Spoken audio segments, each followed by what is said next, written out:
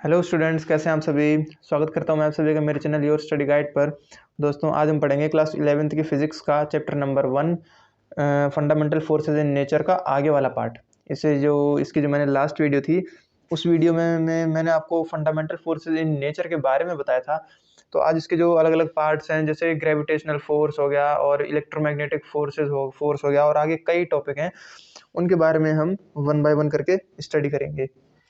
तो चलिए दोस्तों, स्टार्ट करते हैं। सबसे पहले बात करते हैं gravitational force. What is gravitational force?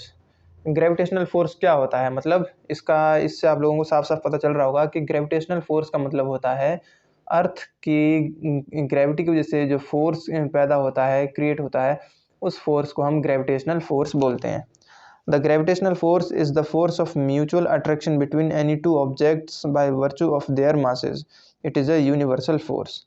ठीक है, मतलब जो दो ऑब्जेक्ट्स के बीच में जो म्यूचुअल फोर्स ऑफ अट्रैक्शन होता है, उसे हम ग्रेविटेशनल फोर्स बोलते हैं।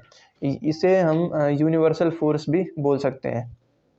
बोल सकते हैं, क्या बोलते हैं, ठीक है। every object experiences this force due to every other object in this universe। Her object इस फोर्स को फील करता है, एक्सपीरियंस करता है इस फोर्स का दूसरे ऑब्जेक्ट की वजह से। ठीक है, all objects on the earth, for example, मतलब अर्थ पे जितने भी ऑब्जेक्ट्स हैं, एग्जांपल के तौर पे experience the force of gravity due to the earth. मतलब जितने भी ऑब्जेक्ट्स हैं अर्थ पे, वो सभी फोर्स ऑफ ग्रेविटी को फील करते हैं, जो कि अर्थ के ग्रेविटेशनल फोर्स की वजह से होता है। ठीक है, इन particular gravity governs the motion of the moon and artificial satellites around the earth. मतलब पर्टिकुलर वे में अगर बात करी जाए तो ग्रेविटी से जो है govern the motion of the moon and artificial satellites around the earth. मतलब अर्थ का ग्रेविटेशनल फोर्स इतना स्ट्रांग है कि इससे आर्टिफिशियल सैटेलाइट्स और मून का मोशन जो है वो अर्थ के पास में होता है। ठीक है, and of course the motion of bodies falling to the earth. It plays a key role in a large scale phenomena of the universe, such as formation and evolution of stars, galaxies and galactic clusters। मतलब force of gravity मतलब जो है बहुत ही strong force होता है एक, और ये उन सभी चीज़ों पे काम करता है जो अर्थ की तरफ गिरती हैं, मतलब अर्थ की तरफ जो बॉडीज़ फॉल होती हैं। ठीक है, और ये जो है यूनिवर्स के अंदर जो बहुत ही लार्ज स्केल पे जो फेनोमेनाज होते हैं, ठीक है, उनमें ये एक की रोल प्ले करता है। जैसे कि स्टार्स की फॉर्मेशन और स्टार्स की एवोल्यूशन, गैलेक्सीज और गैलेक्टिक क्लस्टर्स की फॉर्मेशन, एवोल्यूशन। ठीक है, इन सब चीज़ों के बारे में अब पढ़ते हैं electromagnetic force. What is electromagnetic force? Electromagnetic force is the force between charge particles. Electromagnetic force जो होता है वो दो चार्ज पार्टिकल्स के बीच का फोर्स होता है, जो दो चार्ज पार्टिकल्स के बीच में क्रिएट होता है। In the simpler case, when charged are at rest, the force is given by Coulomb's law, attractive for unlike charges and repulsive for like charges। हाँ, इसमें एक सिंपल केस है, बहुत ही इंटरेस्टिंग पॉइंट है इसमें, कि जैसे अभी मैंने आपको बताया कि चार्ज पार्टिकल्स के बीच में जो फोर्स होता है उसे इलेक्ट्रोमैग्नेटिक फोर्स बोलते हैं। ठीक है, लेकिन अगर सिंपल केस की बात करी जाए, मतलब अगर चार्जेस रेस्ट पे हैं तो उनके बीच का जो फोर्स होता है वो कुलम्ब्स लॉ के थ्रू दिया जाता है, और ये अट्रैक्टिव होता है अनलाइक चार्जेस के लिए और रिपल्सिव होता है लाइक चार्जेस के लिए। ठीक है, जैसे कई बार आप लोगों के पास मैग्नेट होती है ना, तो उस मैग्नेट को आप लोग तोड़ के देखना, और मतलब जिस जगह से मैग्नेट तोड़ी है उसको वहीं पे जोड़ के देखना, मैग्नेट वापस नहीं जुड़ेगी। क्यों? क्योंकि अर्थ के इलेक्ट्रोमैग्नेटिज्म की वजह से होता है ऐसा। Charges in motion produce magnetic effects and a magnetic field. अगर चार्जेस मोशन में होते हैं तो उसकी वजह से मैग्नेटिक इफेक्ट पैदा होता है और मैग्नेटिक फील्ड प्रोड्यूस होता है। ठीक है। और इसकी वजह से जो एक मूविंग चार्ज जो होता है उसके अंदर फोर्स पैदा होता है। इलेक्ट्रिक और मैग्नेटिक इफेक्ट्स को जनरली में इंसेपरेबल बोला जाता है, ठीक है। इसीलिए जो इसीलिए इसको इलेक्ट्रोमैग्नेटिक फोर्स कहा गया है। लाइक द ग्रेविटेशनल फोर्स, बिल्कुल ग्रेविटेशनल फोर्स की तरह electromagnetic force acts over large distances and does not need any intervening medium. Electromagnetic force जो है वो बहुत ही लार्ज डिस्टेंसेस पे काम करता है और इसे किसी मीडियम की ज़रूरत नहीं होती है। It is enormously strong compare to gravity. और देखा जाए तो ये इलेक्ट्रोमैग्नेटिक फोर्स जो होता है ना, वो ग्रेविटेशनल फोर्स से बहुत ही ज़्यादा स्ट्रॉन्ग फोर्स होता है। The electric force between two protons, for example, is 10 to the power 36 times the gravitational force between them for any fixed distance। मतलब आप लोग इलेक्ट्रोमैग्नेटिक फोर्स इतना ज़बरदस्त फोर्स होता है कि आप लोग सिर्फ इसी से समझ सकते हैं कि जितना भी अर्थ का जो ग्रेविटेशनल फोर्स होता है उससे 10 to the power 36 times strong होता है। यानी 10 के पीछे 36 जीरोज आप लोग लगा दो, इतना गुना इतना times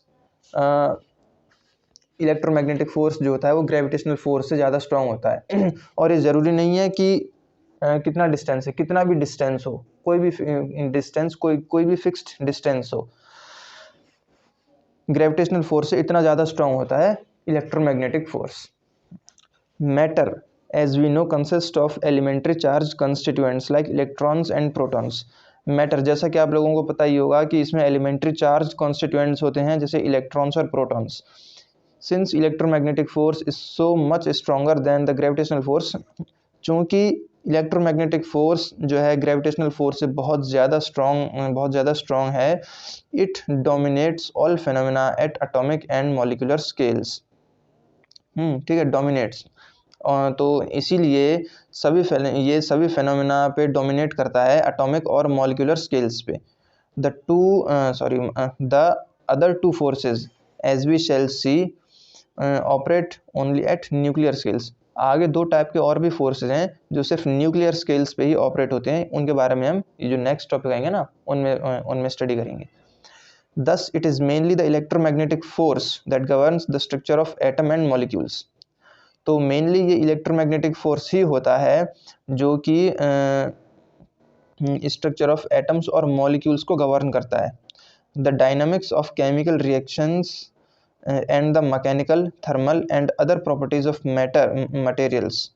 it underlies the macroscopic forces like tension, friction, normal force, spring force and etcetera.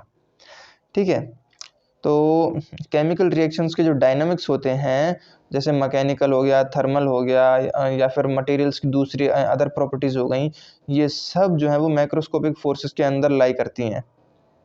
जैसे कि टेंशन हो गई, टेंशन का मतलब पुल करना, पुश करना, कुछ भी हो, ठीक है। Friction, normal force, spring force etcetera. Spring force के बारे में हमने कल पढ़ाई था, है ना, तो आप लोगों को अच्छे से पता होगा ही। ग्रेविटी इज ऑलवेज अट्रैक्टिव, जैसा कि आप लोगों को बताइए कि ग्रेविटी जो है वो हमेशा से अट्रैक्टिव ही होती है। हमेशा से क्या है, ग्रेविटी अगर नहीं होगी तो हम सीधा स्पेस में ही चले जाएंगे। Gravity is always attractive while electromagnetic force can be attractive और रिपल्सिव। ग्रेविटी हमेशा अट्रैक्ट करती है, लेकिन इलेक्ट्रोमैग्नेटिक फोर्स जो होता है वो अट्रैक्टिव और रिपल्सिव दोनों होता है। Another way of putting it is that mass comes only in one variety. या फिर इसको दूसरा एक और तरीका है इसको समझने का कि मास जो होता है वो सिर्फ एक ही वैरायटी में आता है। देयर इज नो नेगेटिव मास। मास कभी जो है नेगेटिव नहीं हो सकता। But charge comes in to varieties, लेकिन चार्ज जो होता है वो दो वेराइटीज में आता है, पॉजिटिव चार्ज और negative charge. This is what makes all the difference. और इसी की वजह से सभी इसी की वजह से डिफरेंस जो है वो बनता है। Matter is mostly electrically neutral. Matter जो है वो मोस्टली इलेक्ट्रिकली न्यूट्रल होता है, मतलब उसमें जो चार्ज होता है वो बिल्कुल ज़ीरो होता है। इसीलिए इलेक्ट्रिक फोर्स जो है वो लार्जली ज़ीरो होता है और ग्रेविटेशनल फोर्स जो है वो टेरेस्ट्रियल फेनोमेना पे डोमिनेट करता है। Electric force manifests in itself in atmosphere. Electric force atmosphere के अंदर अपने आप को मैनिफेस्ट करता है, जहाँ पे एटम्स जो हैं एटम्स आयोनाइज हो जाते हैं और इनकी वजह से लाइटनिंग पैदा होती है, जैसे कि बारिश के टाइम पे होता है ना, तो ये सब उसी का एग्जाम्पल है। If we reflect a little, the enormous strength of the electromagnetic force compared to gravity is evident in our daily life. जैसा कि आप लोगों को पता ही है कि हमने भी लास्ट सेक्शन में पढ़ा है कि इलेक्ट्रोमैग्नेटिक फोर्स को अगर ग्रेविटेशनल फोर्स से कंपेयर किया जाए तो ये बहुत ही स्ट्रॉन्ग फोर्स होता है। When we hold a book in our hand, we are balancing the gravitational force on the book due to the huge mass of the earth by the normal force. अगर हम किसी book को अपने हाथ में पकड़ें तो हम जो है वो ग्रेविटेशनल फोर्स को बैलेंस कर रहे हैं बुक के ऊपर, जो अर्थ के मास की वजह से हो रहा है, ठीक है। और ये कैसे होता है? नॉर्मल फोर्स के थ्रू होता है, प्रोवाइडेड बाय हैंड, जो हमारे हाथों से लगता है normal force. The matter is nothing but the net electromagnetic force between the charged constituents of our hand and the book at the surface in contact. If the electromagnetic force were not intrinsically so much stronger than gravity, the hand of the strongest man would crumble under the weight of a feather. Indeed, to be consistent in that circumstance, we ourselves would crumble under our own weight. मतलब अगर इसमें कहा गया है कि अगर electromagnetic force gravitational force से stronger नहीं होगा, ठीक है, स्ट्रॉन्गर नहीं होगा, तो जो मतलब अगर इलेक्ट्रोमैग्नेटिक फोर्स ग्रेविटेशनल फोर्स से ज़्यादा स्ट्रॉन्ग नहीं होगा, तो इसका आप लोग एग्जांपल समझ सकते हैं कि जो सबसे स्ट्रॉन्गेस्ट, सबसे ताकतवर आदमी जो होगा, जो फेदर होता है ना, फेदर पंख जो होता है, उसके मास के भी अगर वो उसको फेदर को पकड़ेगा तो उसका हाथ जो है वो क्रम्बल हो जाएगा, ठीक है। और इन्हीं सारे सर्कमस्टेंसेस में हम सब जो है वो अपने वेट के अंडर में ही क्रम्बल हो जाएंगे, मतलब घिस सकते हैं। तो दोस्तों आज की क्लास बस यहीं तक थी। इसके आगे मैं आपको नेक्स्ट क्लास में पढ़ाऊंगा स्ट्रॉन्ग न्यूक्लियर फोर्स और वीक न्यूक्लियर फोर्स, ठीक है। अगर मेरा तरीका आप लोगों को पसंद आया तो दोस्तों प्लीज़ वीडियो को लाइक करें, शेयर करें, सब्सक्राइब करें। मिलेंगे नेक्स्ट क्लास में, तब तक के लिए थैंक यू।